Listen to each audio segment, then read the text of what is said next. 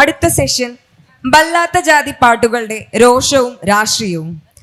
ചർച്ചയിൽ പങ്കെടുക്കുന്നത് നീരജ് മാധവ്, നിതേഷ് MK.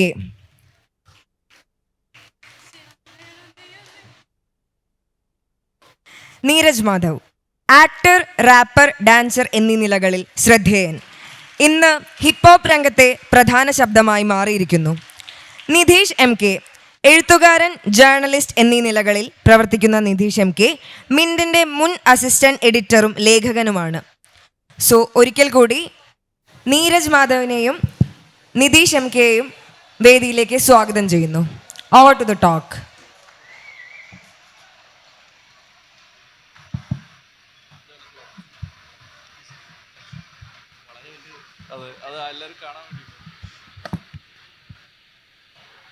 എല്ലാവർക്കും സ്വാഗതം. ഞാൻ വിചാരിക്കുന്നത് ഇതൊരു വളരെ ചെറിയ ഡിസ്കഷൻ കുറച്ച് ഓഡിയൻസിന് കുറേയും കൂടി ചോദ്യം ചോദിക്കുന്ന സമയം തന്ന് പറ്റുമെങ്കിൽ പുള്ളിയെ കൊണ്ട് 2 പാട്ടും പാടിച്ചിട്ട് ഇവിടുന്ന് വിടാന്നുള്ളതാണ്. പക്ഷേ നീരജ് ആദ്യം പറഞ്ഞിട്ടുണ്ട് ഇതിന് സൗണ്ട് ചെറിയൊരു ഇഷ്യൂ ഉണ്ട്, അപ്പം പ്ലീസ്.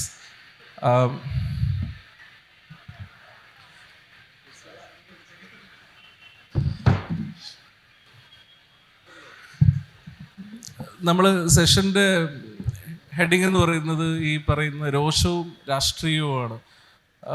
വല്ലാത്ത ജാതി എന്നുള്ള പാട്ട് മാത്രമല്ല, വല്ലാത്ത ജാതിയിൽ ചില റിലിക്സിൽ ആ ഒരു വയലൻസ്, കൈ കിട്ടിയ പീഞ്ഞെടുക്കും മിൽക്ക് സർബത്ത്.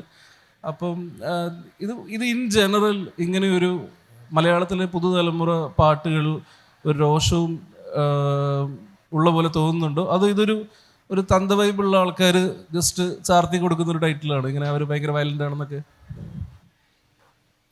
ആദ്യമായിട്ട് എല്ലാവർക്കും നമസ്കാരം. കോഴിക്കോട് എൻ്റെ നാടാണ്. അപ്പം ഞാനിവിടെ KLF ആദ്യമായിട്ടാണ് പങ്കെടുക്കാനുള്ളൊരു അവസരം കിട്ടുന്നത്. അതിൽ ഇൻവൈറ്റ് ചെയ്തതിന് first of all thank you. Nitish ചോദിച്ച ചോദ്യം അതൊരു വളരെ സിമ്പിളായിട്ടുള്ള ആൻസർ അല്ല അതിൻ്റെത്. ഇപ്പോൾ ബല്ലാത്ത ജാതി എന്ന് പറഞ്ഞ പാട്ടിൽ നമ്മൾ കാണിച്ചിരിക്കുന്ന, അല്ലെങ്കിൽ അതിൽ അതായത് വയലൻസിനെ പ്രതിനിധീകരിക്കുന്നതിൻ്റെ പാട്ടുകളിൽ പ്രതിനിധീകരിക്കുന്നതിൻ്റെ ഒരു കാര്യമാണല്ലോ ചോദിച്ചത്. അത് basically it comes from A place of എന്താ പറയുക, ഒരു ആൻറ്റി എസ്റ്റാബ്ലിഷ്മെൻറ്റ് മെൻറ്റാലിറ്റി. അത് ഈ എല്ലാ മ്യൂസിക്കിലും ഉണ്ടെന്ന് എനിക്ക് തോന്നുന്നില്ല. റാപ്പിൻ്റെ തന്നെ ഹിപ്ഹോപ്പ് സോങ്ങുകളിൽ ഒരു തരം ഔട്ട് ബേസ്റ്റ്, അല്ലെങ്കിൽ ഒരു അപ്ലിഫ്റ്റിംഗ് ആയിട്ടുള്ള ഒരു ഇമോഷൻ തരുന്ന ഒരു കൈൻഡ് ഓഫ് മ്യൂസിക്കാണ്, കുറേ കൂടെ വേർബലാണ്. അപ്പോൾ ആ വേർബൽ സ്പേസിൽ നമ്മളുടെ അഭിപ്രായങ്ങൾ പറയാൻ നമുക്ക് കിട്ടുന്ന ഒരു സ്പേസ് പോലെയാണ് അതിന് നമുക്ക് ഉപയോഗിക്കാം. അതേപോലെ തന്നെ അത് വളരെ എൻ്റർടൈൻമെൻറ്റ് വാല്യൂ ഉള്ള പാട്ടുകൾ ഉണ്ടാക്കുന്ന ആളുകളും ഉണ്ട്. ഞാനിത് രണ്ടും ചെയ്യുന്ന ആളാണ്. അപ്പം വയലൻസ് എന്നുള്ളത് പൊതുവിൽ എല്ലാ പാട്ടിലും ഉണ്ടോയെന്ന് വെച്ച് കഴിഞ്ഞാൽ എൻ്റെ എല്ലാ പാട്ടിലും ഇല്ല. പക്ഷേ ഈ ക്ഷുഭിത യൗവനം എന്ന് പറയുന്ന പോലെ ഒരു യങ് കമ്മ്യൂണിറ്റിക്ക് എപ്പോഴും ഒരു ആൻറ്റി എസ്റ്റാബ്ലിഷ്മെൻറ്റ് മെൻറ്റാലിറ്റി ഉള്ള സാധനങ്ങൾ ഏറ്റെടുക്കാനുള്ളൊരു പ്രവണത കൂടുതലാണ്. നമ്മൾ പണ്ട് കൈയടിച്ചിരിക്കുന്നതെല്ലാം അങ്ങനത്തെ, ഇപ്പം പണ്ട് നല്ല ഇപ്പോഴും നമ്മൾ ചെറുപ്പക്കാർ കൈയടിക്കുന്നത് KGF-നും പോലുള്ള പടങ്ങൾക്കാണ്. അപ്പോൾ അത് പൊളിറ്റിക്സ് പറയുന്ന പടം ആയതുകൊണ്ട് മാത്രമല്ല. അപ്പോൾ അതിൻ്റെ ഒരു ഇൻഫ്ലുവൻസ് മ്യൂസിക്കിലും കാണും. ഇപ്പോൾ ബല്ലാത്ത ജാതി എന്ന് പറഞ്ഞ പാട്ടിൽ അങ്ങനെ നമ്മളൊരു വലിയ പൊളിറ്റിക്സ് ഒന്നും പറയാൻ ശ്രമിച്ചിട്ടില്ല. അതിലൊരു സ്റ്റോറി ടെല്ലിംഗ് പോലെ ഒരു യൂണിവേഴ്സ് ബിൽഡ് ചെയ്തിട്ട് അതിനകത്ത് ഈ അറേബ്യൻ നൈറ്റ്സിൻ്റെ 3 കഥാപാത്രങ്ങളെ, ജിന്നും പിന്നെ അലാദീനെയും നമ്മൾ വേറെ രീതിയിൽ പ്രസൻറ്റ് ചെയ്തത്. അപ്പോൾ ഈ കഥാപാത്രങ്ങൾ നമ്മുടെ കേരളത്തിൽ ഒരു ക്രോസ് കൾച്ചറൽ എക്സിസ്റ്റ് ചെയ്താൽ എങ്ങനെ ഉണ്ടാവും, അതൊരു ഹിപ്ഹോപ്പിൻ്റെ ഭാഷയിൽ പറയാൻ ശ്രമിച്ചു. പക്ഷേ തീർച്ചയായിട്ടും ഹിപ്ഹോപ്പിന് ഈ പറയുന്ന ഒരു ഒപ്രസ്ഡ് ആയിട്ടുള്ള ആളുകളെ റെപ്രസെൻ്റ് ചെയ്യുന്ന ഒരു ലാംഗ്വേജ് എന്ന് പറയുന്ന ഒരു സ്വഭാവമുണ്ട്. അത് തുടങ്ങിയത് തന്നെ അങ്ങനെ ഒരു രീതിയിലാണ്. പക്ഷേ അത് വയലൻസ് എന്ന് പറയുന്ന ഒരു ആസ്പെക്റ്റിൽ ഊന്നിയിട്ടാണ് എന്ന് ഞാൻ വിചാരിക്കുന്നില്ല. കുറച്ചുകൂടെ ഒരു ഫിയർലെസ്സായി നമുക്ക് പറയാനുള്ളത് പറയാനുള്ള ഒരു സംവിധാനം എന്നുള്ള രീതിയിലാണ് അത്. പക്ഷെ അതിനെ ഈ ഓഡിയൻസ് ഇപ്പം പലപ്പോഴും നമ്മൾ എല്ലാവരും ഇതിൻ്റെ അന്തസത്ത ഉൾക്കൊണ്ടിട്ട് തന്നെ അല്ലല്ലോ അത് ഏറ്റെടുക്കുന്നത്. ഞാൻ പറഞ്ഞില്ലേ, നേരത്തെ പറഞ്ഞ പോലെ പിള്ളേർക്ക് ഇടി കാണാനാണ് ഇഷ്ടം എന്ന് പറയുന്ന ഇപ്പം ഞങ്ങളുടെ RDX പടം വലിയ പൊളിറ്റിക്സ് ഒന്നും ചർച്ച ചെയ്യുന്നില്ല, പക്ഷേ പിള്ളേരാണ് ഏറ്റവും കൂടുതൽ കണ്ടിരിക്കുന്നത്. അപ്പം യങ്സ്റ്റേഴ്സിന് പൊതുവിൽ അഡ്രിനാലിൻ റഷ് തരുന്ന വരികളായാലും കഥകളായാലും അത് ഏറ്റുപിടിക്കാൻ അവർക്ക് ഇഷ്ടമുണ്ട്. അത് എല്ലാ കാലത്തും ഉണ്ടായിട്ടുള്ളതാണ്, ഇപ്പം മാത്രം ഉണ്ടായിട്ടുള്ള ഒരു കാര്യമല്ല. അപ്പോൾ ഇത് തന്തവൈബുമായിട്ടൊന്നും അതിന് ഒരു ബന്ധമുണ്ടെന്ന് എനിക്ക് തോന്നുന്നില്ല. പക്ഷേ ഈ ജോണർ ഓഫ് മ്യൂസിക്കിനെ ഒരു പക്ഷേ ഒരു 10 വർഷം, ഞാനത് വർഷക്കണക്ക് പറയുന്നില്ല, കുറച്ച് മുന്നേയുള്ള ആളുകൾക്ക് മനസ്സിലാക്കാൻ കുറച്ച് ബുദ്ധിമുട്ടുണ്ട് എന്നുള്ളത് ഞാൻ അംഗീകരിക്കുന്നു. ഈ ഇതിന് കിട്ടുന്നൊരു സ്വീകാര്യതയെ പറ്റി ആലോചിച്ച് നോക്കിയിട്ടുണ്ട്? അതായത് ഈ പാട്ടുകൾ അവരുടെ അതിൻ്റെ സ്റ്റൈലും അതിൻ്റെ ട്യൂണും കൊണ്ട് മാത്രം അതിൻ്റെ ലിറിക്സും ശ്രദ്ധിക്കപ്പെടുന്നുണ്ട് പലപ്പോഴും. ഇപ്പം വേടൻ്റെ പാട്ടാണെങ്കിലും നമ്മൾ ചോദിക്കുന്നത് ആലയാൽ തറ വേണമെന്ന് ചോദിക്കുന്ന പാട്ടുകളാണ്. അപ്പോൾ ഇതിന് കിട്ടുന്ന സ്വീകാര്യത അത് ഏതെങ്കിലും തരത്തിൽ സൊസൈറ്റി ഇന്നത്തെ ചെറുപ്പക്കാരുടെ ഒരു ഡിസല്യൂഷ്മെൻറ്റിൻ്റെ ഒരു റിഫ്ലക്ഷൻ ആയതുകൊണ്ട് അവരതിനെ ഏറ്റെടുക്കുന്ന പോലെ തോന്നിയിട്ടുണ്ടോ? ലാസ്റ്റ് പറഞ്ഞു, ചെറുപ്പക്കാർ ഒരു തരത്തിൽ ഡിസല്യൂഷൻഡ് ആയതുകൊണ്ട് അവരിതിനെ ഒരുപാട് ഏറ്റെടുക്കുന്ന പോലെ തോന്നിയിട്ടുണ്ടോ?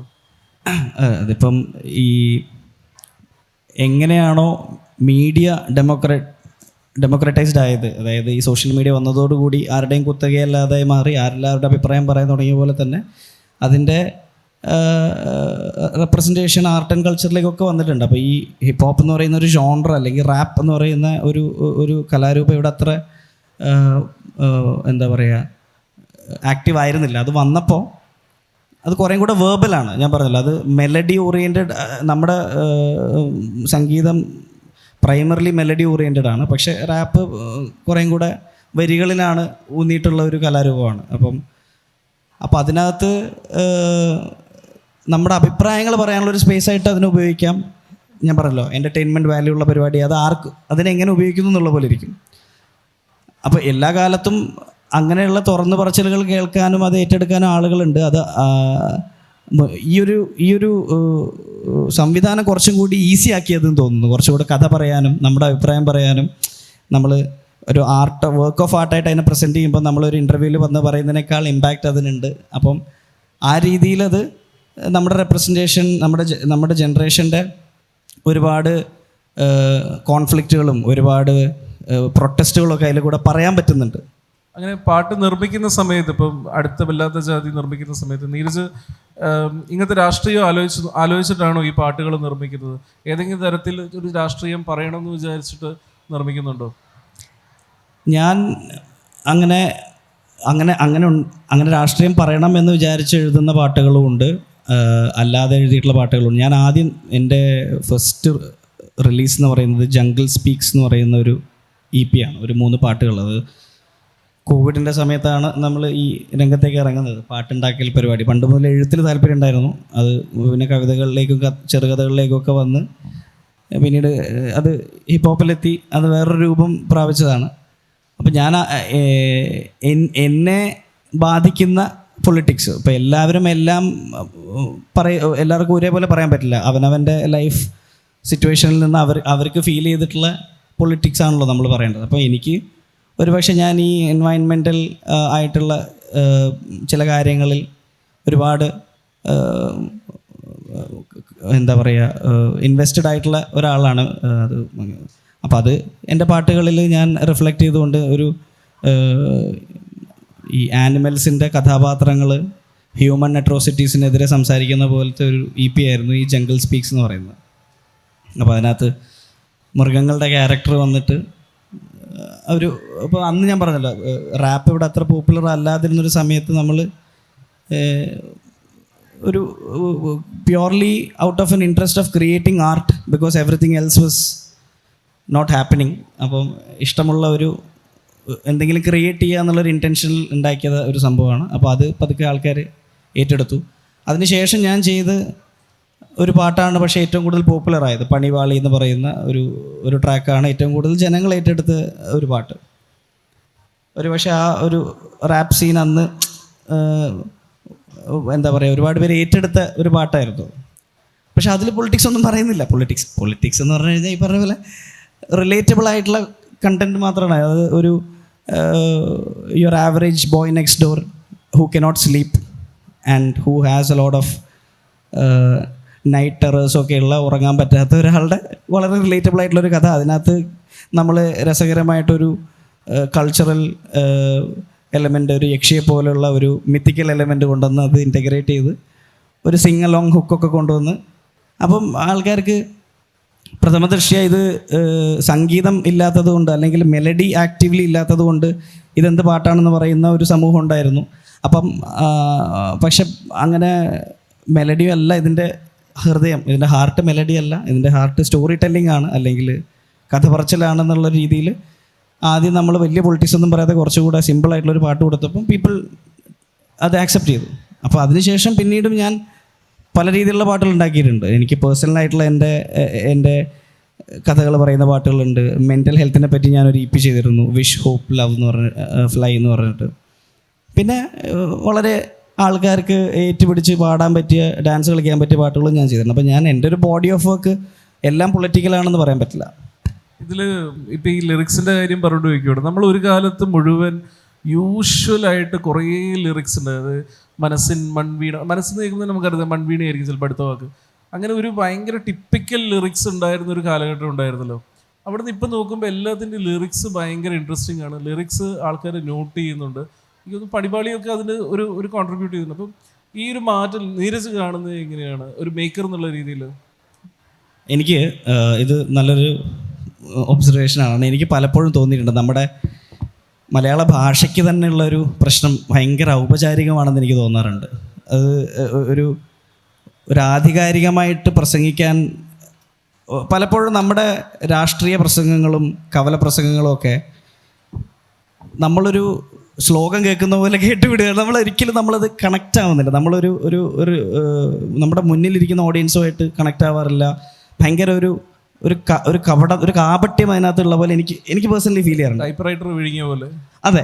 പക്ഷേ തമിഴ് എന്ന് പറയുന്ന ഭാഷയ്ക്ക് ഭയങ്കര ഈസി ആയിട്ട് അതിനെ നമുക്കത് തൂവ്യ തമിഴിൽ പ്രസംഗിക്കുന്ന വേറൊരു ഔപചാരികത വരുമെങ്കിലും ഈ ഒരു ബേസിക് കൊളോക്കിയൽ തമിഴ് ഭയങ്കര രസമായിട്ട് നമുക്ക് പാട്ടുകളിലേക്ക് ഇൻ്റഗ്രേറ്റ് ചെയ്യാൻ പറ്റും. ടെലിഫോൺ മണിപ്പോൾ സിരിപ്പതി, പഞ്ചിമിഠായി 5 രൂപ നീ പാതി തിന്ന് തന്നതാൽ ₹1,00,000 എന്നൊക്കെ പറയുന്ന പോലെ അത് മലയാളത്തിൽ പറഞ്ഞാൽ അത്ര സുഖം ഉണ്ടാവില്ല. അപ്പം മലയാളത്തിലേക്ക് ഇതിനെ എങ്ങനെ അഡാപ്റ്റ് ചെയ്യുമെന്ന് നോക്കുമ്പോൾ പലപ്പോഴും അത് ഭയങ്കര ക്രിഞ്ചാവുന്നൊരു സിറ്റുവേഷൻ ഉണ്ടായിരുന്നു. അതിൽ നിന്ന് അതെവിടെയാണ് ഒറിജിനൽ ആയെന്ന് വെച്ച് കഴിഞ്ഞാൽ ആളുകൾ അവരവരുടെ സ്ലാങ്ങിൽ അവരവരുടെ ആക്സെൻറ്റിലൊക്കെ സംസാരിച്ച് തുടങ്ങിയപ്പോൾ ഇപ്പം മലയാളം റാപ്പിൽ ഓർഗാനിക്കലി ഇവോൾവ് ആയിട്ടുള്ളൊരു സബ് കൾച്ചറാണ് മലബാർ റാപ്പ്. അത് ഇപ്പം വല്ലാത്ത ജാതി അതിൽപ്പെട്ടൊരു പാട്ടാണ്, അല്ലെങ്കിൽ മലബാറി ബാങ്ക് എന്ന് പറയുന്നത് അതിൽപ്പെട്ടൊരു പാട്ടാണ്. നമ്മൾ സംസാരിക്കുന്ന ഭാഷയിൽ നമ്മുടെ കൊളോക്കിയൽ ലാംഗ്വേജിൽ നമ്മൾ നമ്മൾ പറയണം അത്. അപ്പോൾ അതിനകത്ത് ഒരു കണക്റ്റ് ഉണ്ട്, അത് ഓർഗാനിക്കാണ്. നമ്മൾ ഈ പഞ്ചാബി മ്യൂസിക് ഒരു ജോണറായി ഒരു സബ് കൾച്ചറായി വളർന്ന പോലെ വളരെ എനിക്കൊന്ന് മലയാളത്തിൽ ഏറ്റവും ആദ്യത്തെ ഒരു മലയാളം ഹിപ്പ് ഹോപ്പിൽ ആദ്യത്തെ ഒരു സബ് കൾച്ചറായിരിക്കും മലബാർ റാപ്പ് എന്ന് പറയുന്നത്. അപ്പോൾ അത് അന്നെ കൈമ കിട്ടിയ പിഞ്ഞെടുക്കും മിൽക്ക് സർബത്ത്, പിന്നെ ബാക്കി വന്ന ചണ്ടി പോലെ ഇല്ല ബർക്കത്ത്, ഇതൊക്കെ നമ്മൾ കോഴിക്കോട്ടുകാർ പറയുന്ന വാക്കുകളാണ് ഇതൊക്കെ. മുന്നപ്പെട്ട ഉണ്ട കൊടുങ്ങും പാഞ്ഞ പാക്കറ്റ്, വെറുതെ തൊള്ളളിക്കിയ ചള്ളവളിയും, ഇതൊക്കെ നമ്മൾ so what happens is it becomes relatable and it's easy to understand and it's easy to sing along. അപ്പം ഒരുപക്ഷെ യങ്ങർ ജനറേഷൻ ഇത്തരം പാട്ടുകളിലേക്ക് കുറേ കൂടെ കണക്ട് ചെയ്യാൻ തുടങ്ങി. അപ്പം അന്നേരം മറ്റേ വയലാർ എഴുതുമോ ഇതുപോലെ എന്നുള്ള മറ്റേ സർക്കാസം വരുമെങ്കിലും ഈ രീതിയിലുള്ള പാട്ടുകളോട് നമ്മൾ പുതിയതിനെ അഡാപ്റ്റ് ചെയ്യാനുള്ള ഒരു മൈൻഡ് സെറ്റ് ഉണ്ടെങ്കിൽ ഇതിനെല്ലാത്തിനകത്തും നിലവാരം കുറഞ്ഞതും കൂടിയതൊക്കെ ആയിട്ടുള്ള കണ്ടൻറ്റുകളുണ്ട്.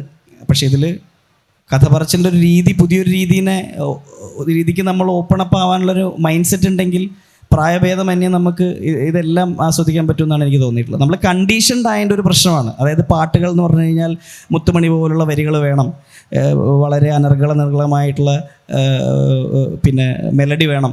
അപ്പം ഇപ്പോൾ എൻ്റെ ഒരു പാട്ടിൽ തന്നെ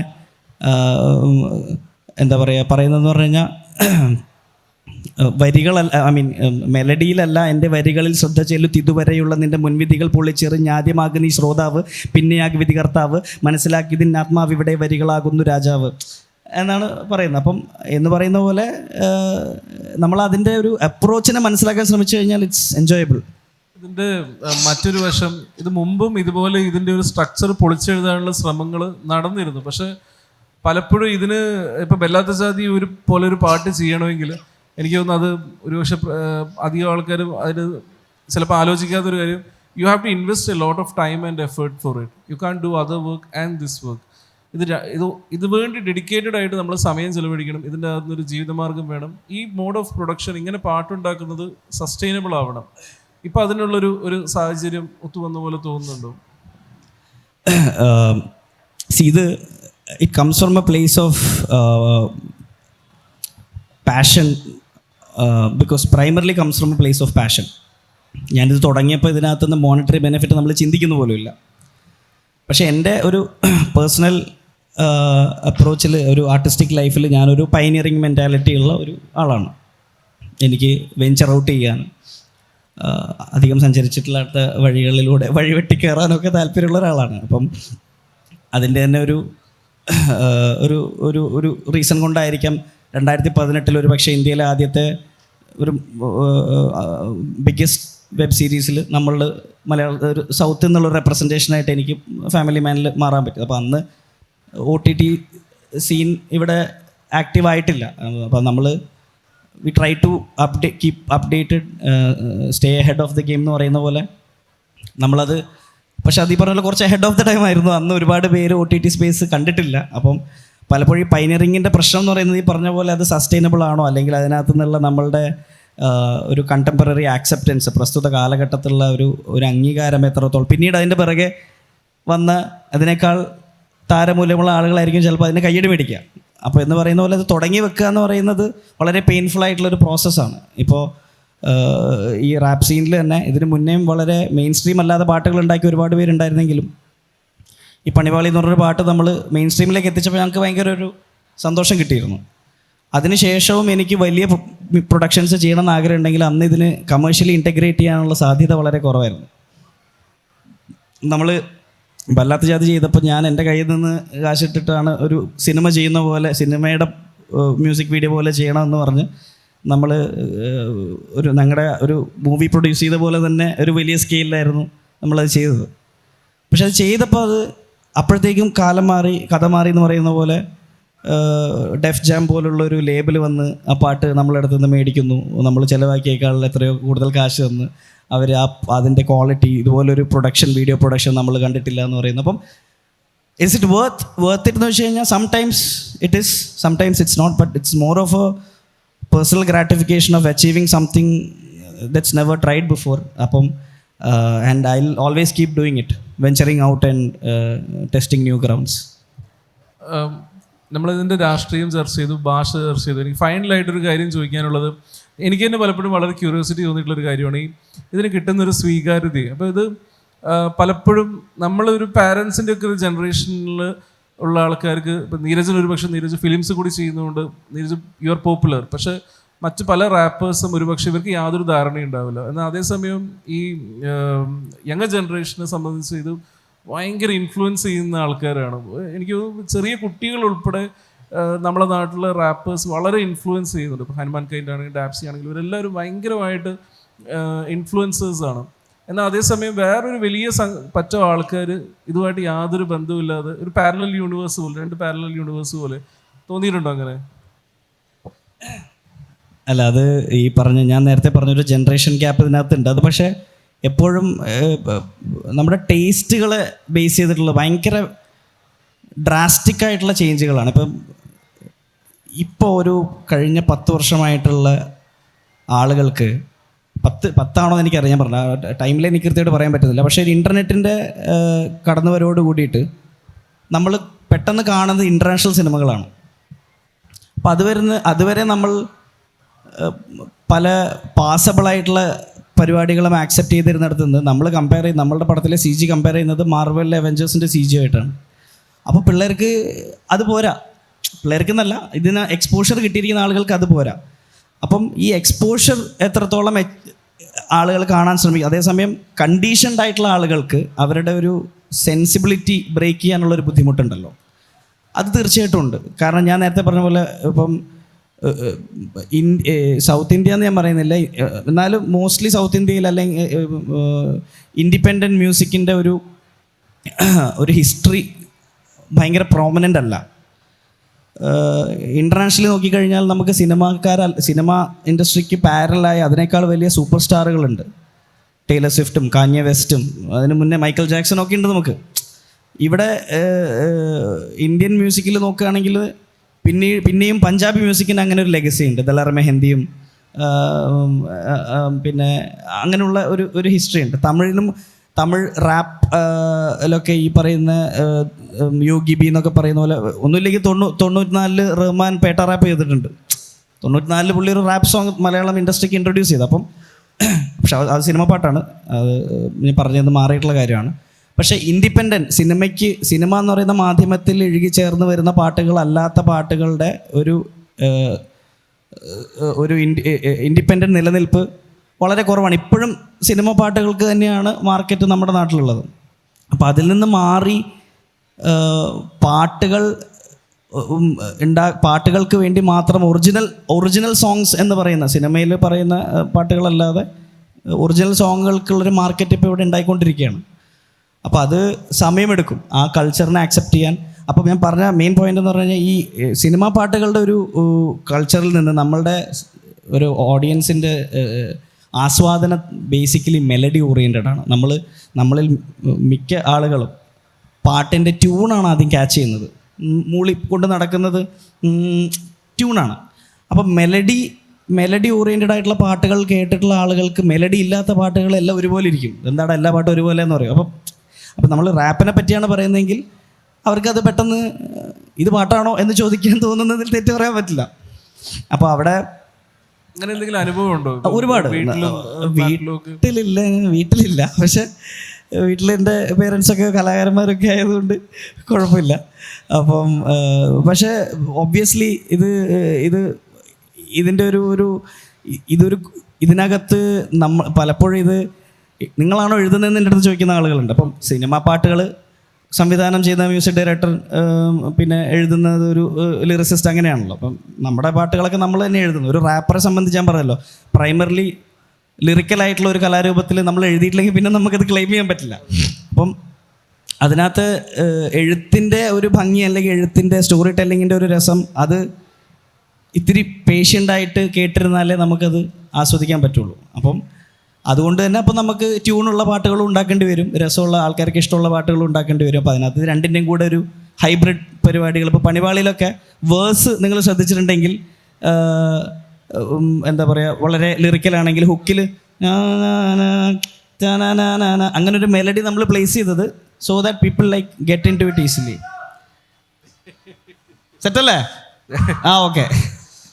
one last question before we move to audience. ഇത് ഈ കൂട്ടത്തിൽ അല്ലെങ്കിൽ ഇത് ടി വിയിൽ കാണുന്ന ആൾക്കാർ ഒരുപക്ഷെ ഇൻഡിപെൻഡൻറ്റ് മ്യൂസിക്കിലേക്ക് കടന്നു വരാൻ ആഗ്രഹിക്കുന്ന അല്ലെങ്കിൽ റാപ്പറാവാൻ ആഗ്രഹിക്കുന്ന ഒരാൾ എങ്ങനെ അവർ ഈ പറയുന്ന how do they make it big like you, Neeraj Madhavan എന്ന വ്യക്തിക്ക് എന്ന പ്രൊഡ്യൂസർക്ക് എങ്ങനെ അതിന് സഹായിക്കാൻ പറ്റും? കൂടുതൽ ആൾക്കാർ ഈ മേഖലയിലേക്ക് കടന്നു വരാൻ വേണ്ടി. ഞാൻ സിനിമയിൽ എന്ന മാധ്യമത്തിൽ ആക്റ്റീവായിട്ട് ഇരിക്കുന്ന സമയത്ത് തന്നെയാണ് ഈ ഇൻഡിപെൻഡൻറ്റ് മ്യൂസിക്കിന് ഒരു സ്പേസ് ഉണ്ടാവണമെന്ന് ആഗ്രഹിച്ച് അതിന് വേണ്ടിയിട്ട് നമ്മൾ ഷോസ് ചെയ്യാനും നമ്മൾ പാട്ടുകൾ ഇറക്കാനും എന്നെ സിനിമയിൽ പാട്ട് ചെയ്യാൻ അതിനുശേഷം ഒരുപാട് പേര് വിളിച്ചു. ഞാൻ പക്ഷേ എൻ്റെ സ്വന്തം പടത്തിൽ മാത്രം ഒരു പാട്ട് ചെയ്തതല്ലാതെ മറ്റ് സിനിമകളിൽ പാട്ട് പാടിയിട്ട് ഒരു ഐഡൻറ്റിറ്റി ഉണ്ടാക്കേണ്ട ആവശ്യം എനിക്കില്ലാന്ന് തോന്നി. പക്ഷേ ഈ സിനിമയ്ക്ക് പുറത്ത് ഈ ഇൻഡിപെൻഡൻറ്റ് സീൻ വളരണമെന്ന് എനിക്ക് ഭയങ്കര ആഗ്രഹം ഉണ്ടായിരുന്നു. കാരണം ഒരുപാട് സിനിമയിൽ നമുക്ക് കോണ്ടെക്സ്റ്റ് ഇല്ലാതെ പാട്ട് വയ്ക്കാൻ പറ്റില്ല. അപ്പം നമ്മൾ നായകനും കണ്ടുമുട്ടുമ്പം പെട്ടെന്ന് സ്റ്റുഡിയോയിലേക്ക് കട്ട് ചെയ്ത് ഡാൻസ് പാട്ട് എന്നൊരു കൾച്ചർ മലയാളത്തിൽ പണ്ടേ ഇല്ല. അപ്പം വളരെ സിറ്റുവേഷനിലായി വരുന്ന ചില മെലഡി പാട്ടുകളും പിന്നെ ഭയങ്കര രസകരമായിട്ടുള്ള കമേഴ്ഷ്യൽ സിനിമകളിൽ മാത്രം വിരളമായിട്ട് വരുന്ന ഡാൻസ് നമ്പറുകളേ നമ്മുടെ മലയാളത്തിലുള്ളൂ. പക്ഷേ സംഗീതത്തിൻ്റെ ജോണറുകൾ എത്ര വലുതാണ്. അപ്പോൾ എപ്പോഴും ഒരു സിനിമയുടെ ഭാഗമായിട്ട് ഒരു കുത്തിക്കയറ്റേണ്ട ഒരു സിറ്റുവേഷനിൽ വരേണ്ട ഒരു പാട്ട് ഉണ്ടാക്കാൻ മാത്രം നിന്നാൽ പോരല്ലോ. നമുക്ക് പല വെറൈറ്റി ഓഫ് ജോൺറ ഉണ്ട്. അപ്പോൾ ഇത് ഇൻഡിപെൻഡൻറ്റ് സീൻ വളരണം, ലൈവ് എൻ്റർടൈൻമെൻറ്റ് സീൻ വളരണം, ഗിഗ്സ് ഉണ്ടാവണം, ലൈവ് ഷോസ് ഉണ്ടാവണം. ഇത് ഒക്കെ ഞാൻ ആത്മാർത്ഥമായിട്ട് ആഗ്രഹിച്ചിരുന്ന കാര്യങ്ങളാണ്. അപ്പോൾ അതിനുവേണ്ടി എനിക്ക് പറ്റുന്ന പോലെ ഞാൻ അതിനകത്ത് എൻ്റെ അഭിനയത്തിൻ്റെ ഇടയിൽ ശ്രമിച്ചിട്ടുണ്ട്. അത് ഇപ്പോൾ അത് വളരെ യാഥാർത്ഥ്യമായി കൊണ്ടിരിക്കുകയാണ്.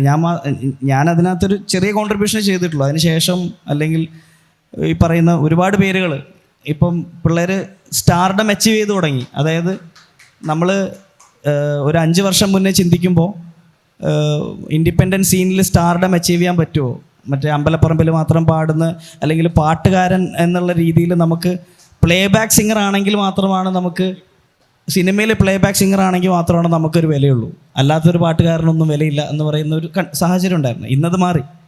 ഇന്ന് നമുക്ക് നല്ല പാട്ടുകളും നല്ല മ്യൂസിക് വീഡിയോകളൊക്കെ ഇറക്കി യൂട്യൂബിൽ കൂടെയൊക്കെ ഇറക്കി എന്തിന് സ്ട്രീമേഴ്സ് വരെ സ്റ്റാർ ആയിക്കൊണ്ടിരിക്കുന്ന ഒരു കാലഘട്ടമാണ്. അപ്പോൾ ഇതൊക്കെ നമുക്ക് കോംപ്രഹെൻഡ് ചെയ്യാൻ കുറച്ച് ബുദ്ധിമുട്ടായിരിക്കും ഒരു ജനറേഷന്. പക്ഷേ ദിസ് ഈസ് ദ ഫ്യൂച്ചർ. അപ്പം ഇനി കടന്നു വരാൻ ആഗ്രഹിക്കുന്ന ആളുകൾക്ക് don't hesitate, do your thing. So ഇപ്പോൾ ഈ പറഞ്ഞ പോലെ സോഷ്യൽ മീഡിയ ഉണ്ട്, യൂട്യൂബ് ഉണ്ട്. പിന്നെ എനിക്ക് അങ്ങനെ ഒരു പ്ലാറ്റ്ഫോം കൊടുക്കാൻ ഒരു റെക്കോർഡ് ലേബലൊക്കെ സ്റ്റാർട്ട് ചെയ്യണമെന്ന് ആഗ്രഹമുണ്ട്. പക്ഷെ ഒരുപാട് കാര്യങ്ങൾ ഇപ്പോൾ ചെയ്യുന്നതുകൊണ്ട് എനിക്ക് അതിന് കുറച്ചുകൂടെ സമയം വേണമെന്ന് തോന്നുന്നു. പക്ഷേ ഞാൻ എൻ്റെ കോൺസേർട്ടുകൾ ചെയ്യുമ്പോൾ ഞാൻ പലപ്പോഴും അവിടെ പുതിയ ആർട്ടിസ്റ്റുകൾ അതിനകത്ത് ഫീച്ചർ ചെയ്യാനും അവരുമായിട്ട് ഇൻട്രാക്ട് ചെയ്യാനൊക്കെ ശ്രമിക്കാറുണ്ട്. അതുപോലെ ഇനിയും ട്രൈ ചെയ്യുന്നതായിരിക്കും. പുതിയ പ്രോജക്റ്റ് ഒരു റിവീൽ ചെയ്യാൻ പറ്റുന്ന ഒരു സ്റ്റേജിലാണോ പുതിയ പ്രോജക്റ്റ്? മ്യൂസിക്കിലല്ലേ? അതെ. മ്യൂസിക്കിൽ എൻ്റെ ഒരുപാട് കാലമായിട്ട് ഞാൻ പ്ലാൻ ചെയ്യുന്ന ഒരു ആൽബം.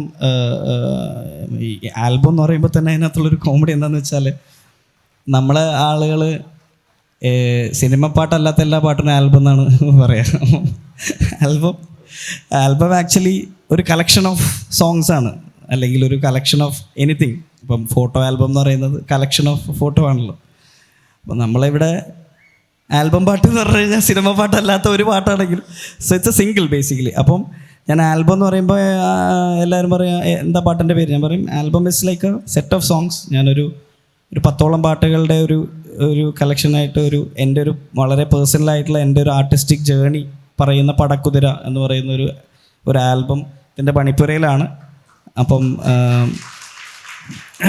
ലോഞ്ച് ചെയ്യാൻ എന്താണ് ലോഞ്ച് ഡേറ്റ്? അങ്ങനെ എന്തെങ്കിലും പ്ലാൻ ചെയ്തിട്ടുണ്ട്? ലോഞ്ച് ഈ വർഷം ഉണ്ടാവണം എന്ന് ആഗ്രഹമുണ്ട്. കാരണം അത് ബേസിക്കലി എൻ്റെ ഒരു എന്താ പറയുക, ഒരു അണ്ടർഡോഗ് മെൻറ്റാലിറ്റി, അല്ലെങ്കിൽ ഞാൻ പറഞ്ഞില്ല നേരത്തെ പറഞ്ഞ ഒരു ആൻറ്റി എസ്റ്റാബ്ലിഷ്മെൻറ്റ് മെൻറ്റാലിറ്റി. ഒരു മുഖ്യധാരയിലൂടെ എന്താ പറയുക സഞ്ചരിച്ചിട്ടുള്ള, മുഖ്യധാരയിൽ വന്നിട്ടുണ്ടെങ്കിലും അതിൻ്റെ ഒരു മുഖ്യധാര മാർഗത്തിലൂടെ വന്നിട്ടുള്ള ഒരാളല്ല ഞാൻ. അപ്പോൾ എൻ്റെ ജേണി ഡിഫറെൻ്റ് ആണ്. അപ്പോൾ ഞാനത് റെപ്രസെൻ്റ് ചെയ്യാനായി എനിക്ക് ഉണ്ടാക്കിയിട്ടുള്ളൊരു ആൽബമാണ്. അപ്പോൾ അത് ഹസ്ലേഴ്സ് ആയിട്ടുള്ള ഈ പറയുന്ന പൈനിയറിങ് മെൻറ്റാലിറ്റി ഉള്ള ആളുകൾക്ക് ഒരു പക്ഷേ കൂടുതൽ കണക്ട് ചെയ്യാൻ സാധിക്കുന്ന പാട്ടുകളാണ്. അതല്ലാത്ത ബഞ്ച് ഓഫ് എൻ്റർടൈൻമെൻറ്റ് സോങ്സും ഈ വർഷം ഇറങ്ങുന്നുണ്ട്. അപ്പം congrats and best of luck for that. നമുക്കിനി ഓഡിയൻസ് ക്വസ്റ്റ്യനിലേക്ക് കിടക്കാം. ചോദ്യം ചോദിക്കാനുള്ളവർ കൈ നോക്കിയാൽ വോളണ്ടിയേഴ്സ് വന്ന് മൈക്ക് വരുന്നതായിരിക്കും.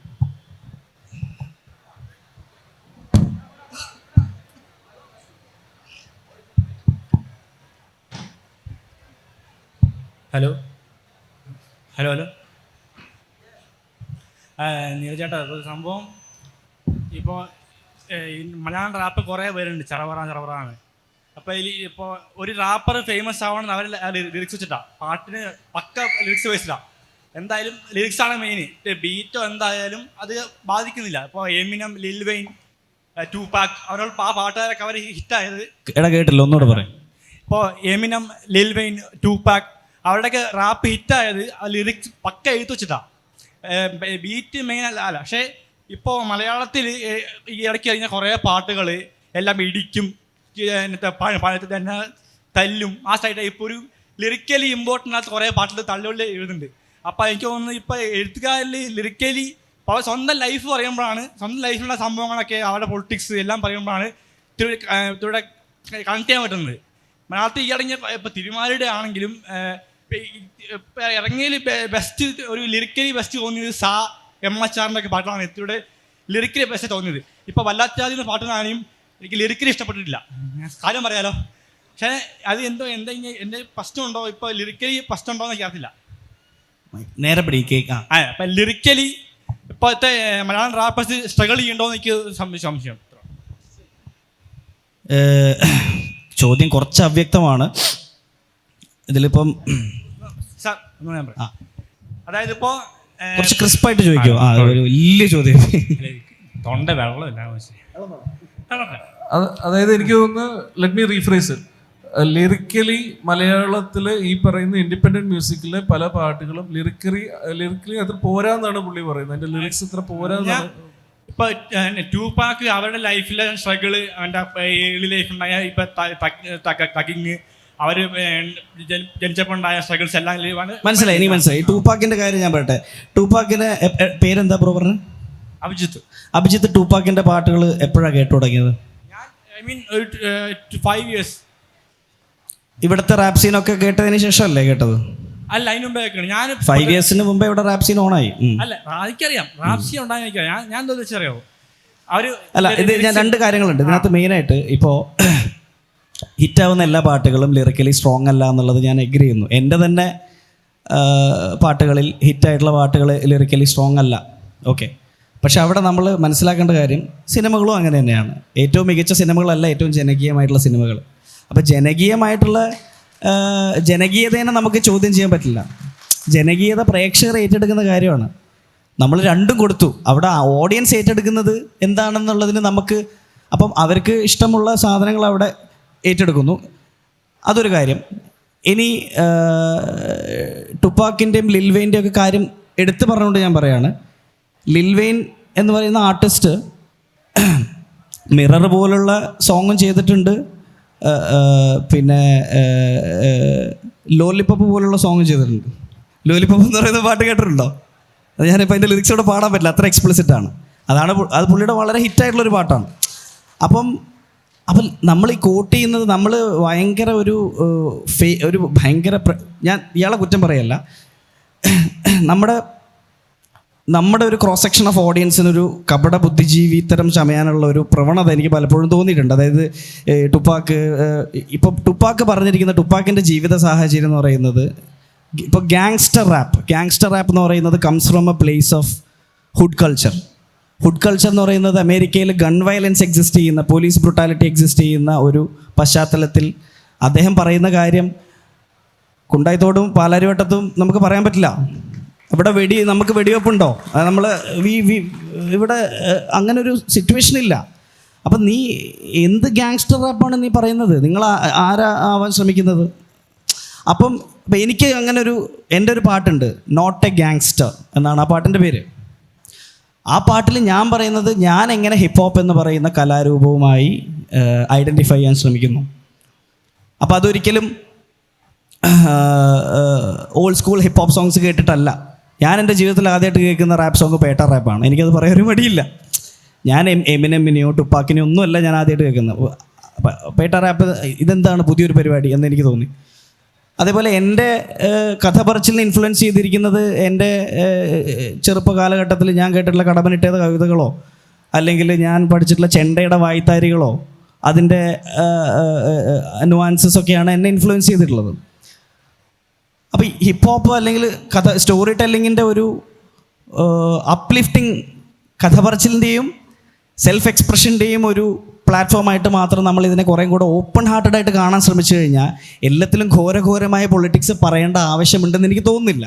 പക്ഷേ that being said, it's true, എപ്പോഴും ഹിറ്റാവുന്നത് വളരെ സില്ലി ആൻഡ് അതിപ്പം റാപ്പിൽ മാത്രമല്ലല്ലോ, മെലഡി ഓറിയൻറ്റഡ് ആയിട്ടുള്ള പാട്ടുകളിലാണെങ്കിലും അങ്ങനെ തന്നെയാണ്.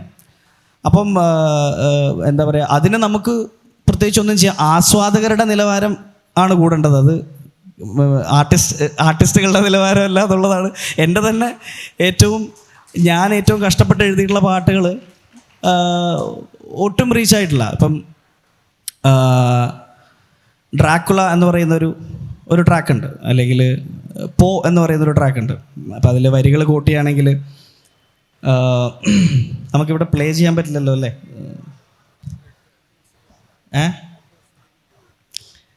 അതായത് എൻ്റെ സൗണ്ട് ഇത്തിരി പ്രശ്നമാണ്, എങ്കിലും ഞാൻ ഒരു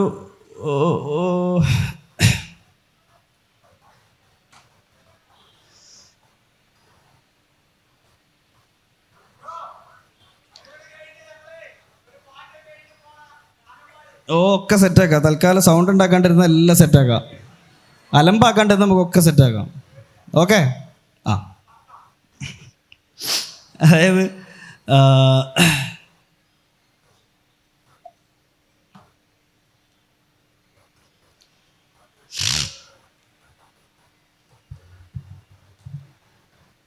ഞാൻ വരികളൊന്ന് കോട്ട് ചെയ്യാൻ ശ്രമിക്കുകയാണ്. എൻ്റെ മറന്നുപോയി, ഞാൻ എൻ്റെ തന്നെ പാട്ടാണെങ്കിൽ.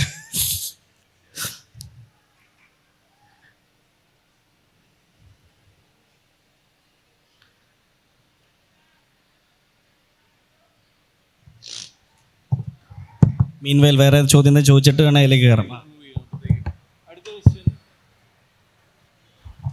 അടുത്ത വേറെ ആർക്കെങ്കിലും ചോദ്യം ചോദിക്കാനുണ്ടെങ്കിൽ കൈവയ്ക്കൽ വളരെ. Hi, sir. Here. First of all, I'm very happy. സാറിനെ കാണാൻ ഓടിയ തിരക്കിൽ ചെരുപ്പൊക്കെ പൊട്ടി, പക്ഷേ അതൊന്നും നോക്കിയില്ല.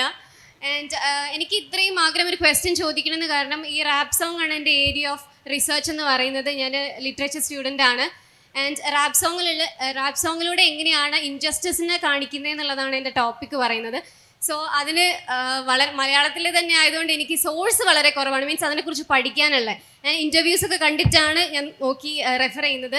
ആൻഡ് വേടൻ്റെ ഒരു ഇൻ്റർവ്യൂ കണ്ട സമയത്ത് അതിനകത്ത് ഞാൻ കേട്ടിട്ടുണ്ടായിരുന്നു, like language is really important, lyrics എന്ന് പറയുന്നത് ഭയങ്കര ഇമ്പോർട്ടൻ്റ് ആണ് റാപ്പിൽ.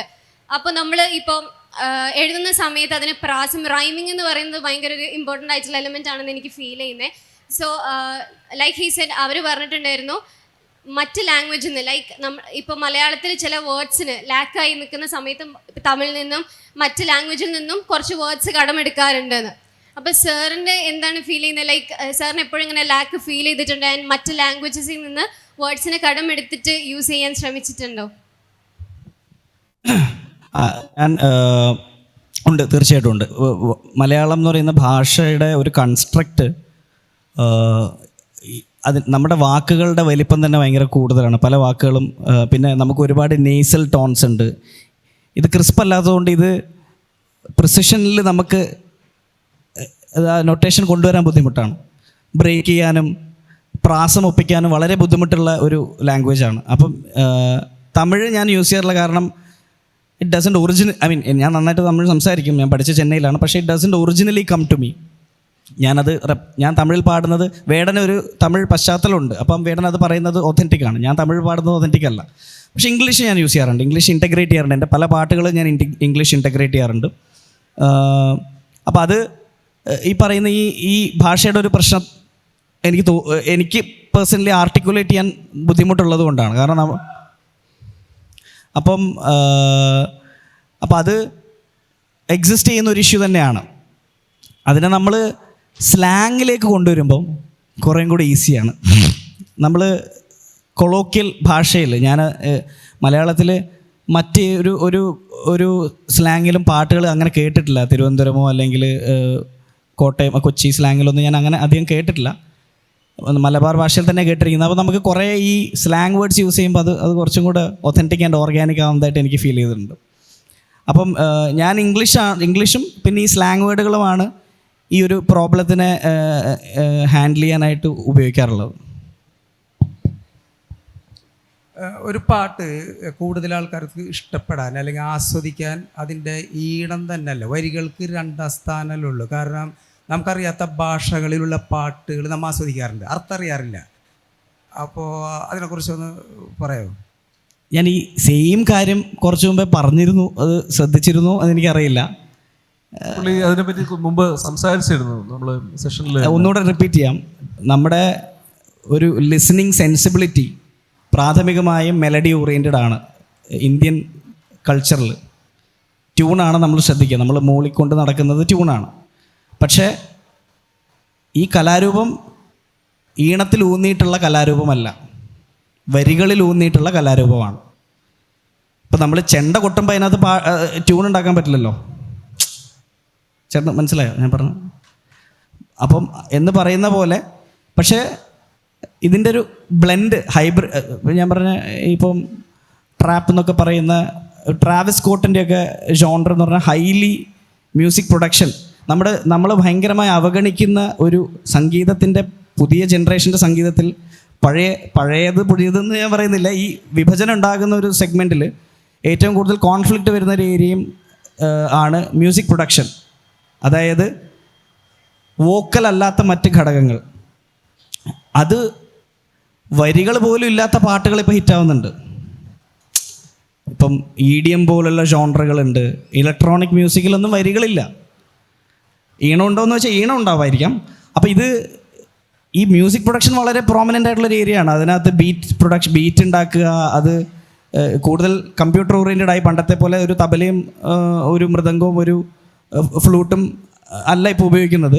പ്രോഗ്രാമിംഗ് ആണ്, പക്ഷേ അതിനകത്ത് വേറൊരു ലെവൽ ഓഫ് ക്രിയേറ്റിവിറ്റി ഉണ്ട്. അപ്പോൾ നമ്മൾ ശുദ്ധ സംഗീതം, നമ്മൾ ഈ പ്യൂറിസ്റ്റുകൾക്കാണ് പലപ്പോഴും, ഇപ്പോൾ അത് എല്ലാ മേഖലയിലും ഉണ്ട്. ഇപ്പോൾ ഈ പറയുന്ന റാപ്പിൽ തീവ്രമായ ലിറിക്സ് മാത്രമേ പറയാൻ പാടുള്ളൂ, അല്ലെങ്കിൽ വിപ്ലവം മാത്രമേ പറയാൻ പാടുള്ളൂ, അല്ലെങ്കിൽ സംഗീതത്തിൽ. അപ്പോൾ ഈ പ്യൂറിസ്റ്റ് എന്ന് പറയുന്നത് അതത് കാലഘട്ടത്ത് പ്രോമിനൻ്റ് ആകുന്ന ഓരോ കൾച്ചറിനെയും ജോണറിനെയും വേദപുസ്തകം പോലെ എടുത്ത് ഇതിൻ്റെ ഇതിൻ്റെ ഒരു ഇതാണ്, ഇങ്ങനെ ആയിരിക്കണം ഇത് എന്ന് കുറേ ആസ്വാദകരും കുറേ നിരൂപകരും കൂടെ തീരുമാനിക്കുകയാണ്. ഒരു കലാകാരൻ്റെ പേർപ്പസ് എന്ന് പറയുന്നത് അതിനെ പൊളിക്കുക എന്നുള്ളതാണ്. കോൺസ്റ്റൻ്റ്ലി ഈ പ്യൂറിസ്റ്റുകളെ പൊളിച്ചുകൊണ്ട് നമ്മൾ വേറെ പരിപാടി ഉണ്ടാക്കിക്കൊണ്ടിരിക്കുക എന്നുള്ളതാണ്. അപ്പോഴാണ് പുതിയ ജോണറുകളും പുതിയ പരിപാടികളും ഇവോൾവ് ആവുള്ളൂ. അപ്പം മെലഡി ഓറിയൻറ്റഡ് ആയിട്ടുള്ള ലിസ്ണിങ് കൾച്ചർ മാറ്റാനായി നമ്മൾ വേറെ പരിപാടി തുടങ്ങി. അത് ഒരു കണ്ടീഷൻഡ് ആയിട്ടുള്ള ആൾക്കാർക്ക് അത് പറ്റുന്നില്ല. പക്ഷേ കോളേജ് പിള്ളേരൊക്കെ പൊളിച്ചടക്കിക്കൊണ്ടിരിക്കുകയാണ്. അവർക്ക് അവരുടെ ഒരു സെൻസിബിലിറ്റി ഡെവലപ്പ് ചെയ്യുന്ന ഒരു കാലഘട്ടത്തിൽ അവർക്കത് ഐഡൻറ്റിഫൈ ചെയ്തപ്പോൾ അവർക്കത് ഓക്കെയാണ്. നമുക്കിനി 4 മിനിറ്റും കൂടിയുണ്ട്. ചോദ്യം ചോദിക്കണമെങ്കിൽ ചോദ്യം ചോദിക്കാം, അല്ലെങ്കിൽ പുള്ളിനോട് പാട്ട് പാടാൻ പറയണമെങ്കിൽ പാട്ട് പറയാം. Choice is yours. ഹലോ, എത്ര 8 o'clock വരെ ഉണ്ടോ? 20 മിനിറ്റ് ഉണ്ട്. ഇത് ആർക്കുള്ള നമുക്ക് സമയമുണ്ട്. നമ്മൾ ഡിസ്കഷൻ നേരത്തെ തുടങ്ങി. ഇത് ഡിസ്കഷൻ തുടങ്ങാനുള്ള ക്ലോക്കാണ്. നമുക്കിനി 20 മിനിറ്റ് ഉണ്ട്. Okay. Hello, good evening Neeraj. നമസ്കാരം. I am from Mumbai. Okay. So I believe you are also from Mumbai. I'm not, but I've been to Mumbai. Yeah. So you know Marathi? Unfortunately, I don't. No. What I was asking is whether you can mix up with folk musics. Can you keep the mic a little closer? Hello. What I was asking, can you mix folk music to rap? Anything is possible. Yeah, folk music can be integrated. Yeah. See, as long as... Please try that. Of course. Yeah, sure. I think we have done a song called Arpo, which was a trap song. What I'm telling is of different states. For example, in Assam there is Bihu dance, Bihu music of different states. That is what I was telling. Understood. Thanks. We'll try it for sure. Actually, one of the reasons why we are discussing something like this in a stage like KLF is because it's gone to that terrain now. It's started to use folk music. It's changing culture. It's changing language. It's changing politics. So we are already there. Any other questions?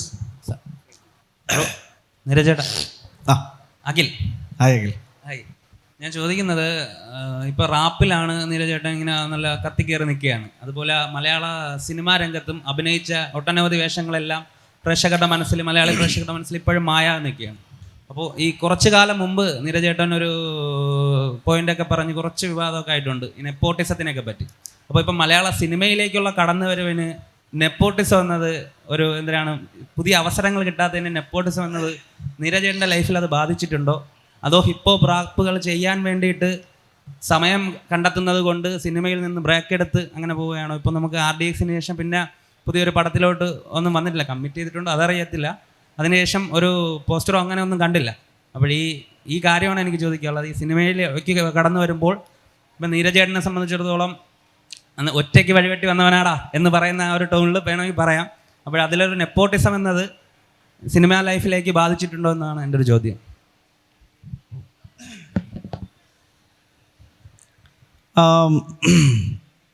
അതൊരു ഒന്നാമത് ഇതിലോട്ട് എത്തിക്കഴിഞ്ഞ് കഴിഞ്ഞാൽ ഇതിനെ coat ചെയ്യുമ്പോൾ വേറെ രീതിയിലേക്കായിരിക്കും വരുന്നത്. പക്ഷേ എനിക്കത് there is no point of not talking about it. പക്ഷേ I M at the stage in my life where I don't want to sound like ഒരു നെയ്വായിട്ടുള്ള തിരിച്ചു വന്നാ കുറച്ച് മോര് കുടിക്കും, മോര് ശരിയാവും. ഓക്കെ, അപ്പോൾ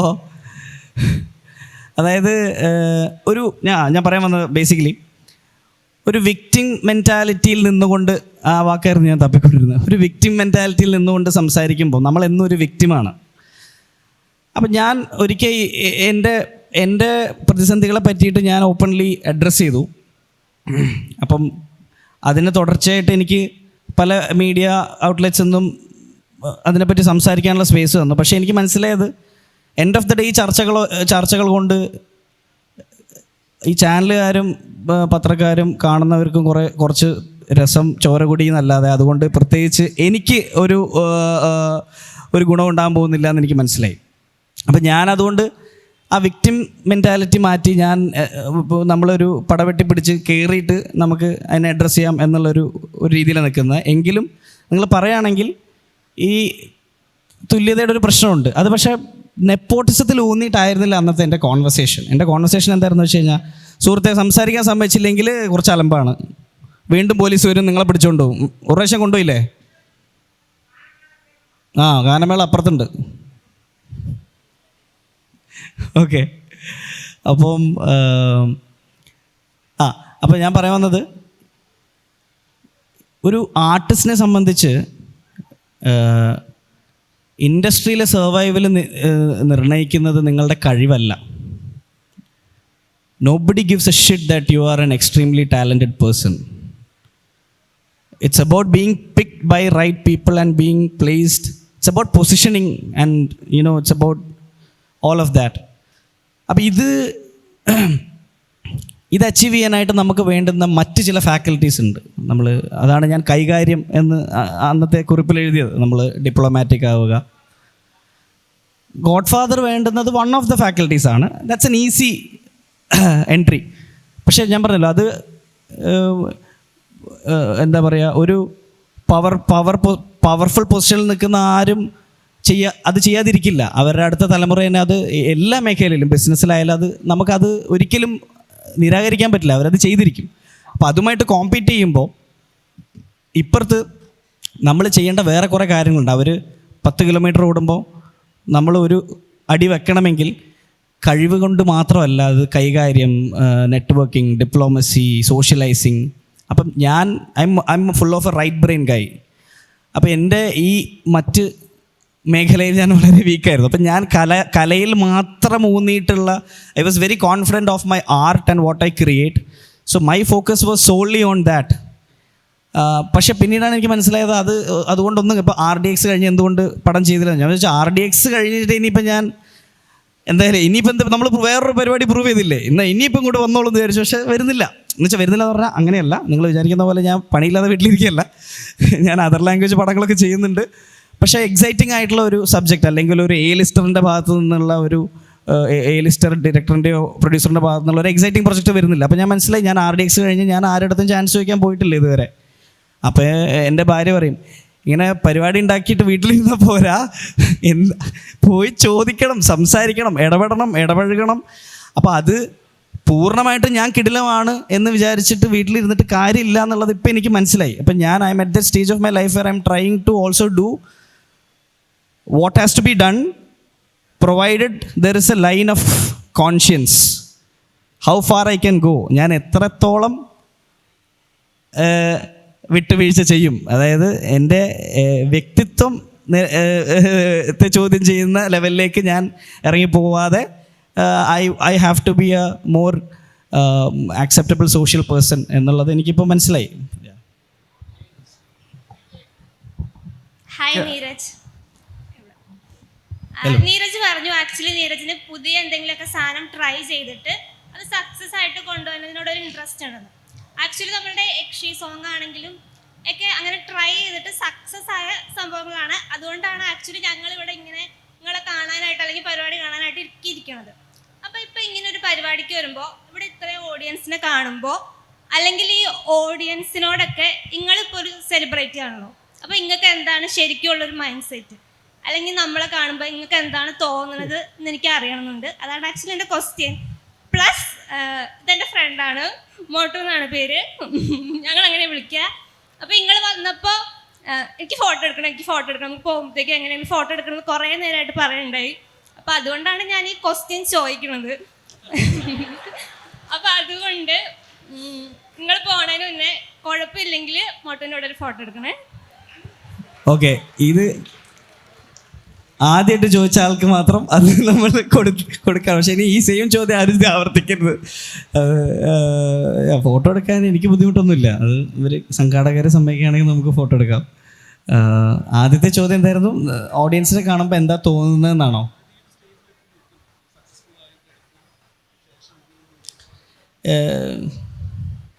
എനിക്ക് ജനറിക് ചോദ്യങ്ങളെ ഉത്തരം പറയാൻ കുറച്ച് ഞാൻ കുറേ ആലോചിക്കും. അതായത് പല പല കാര്യങ്ങൾ കുറച്ചുകൂടെ സ്പെസിഫിക് ആയിട്ടുള്ള.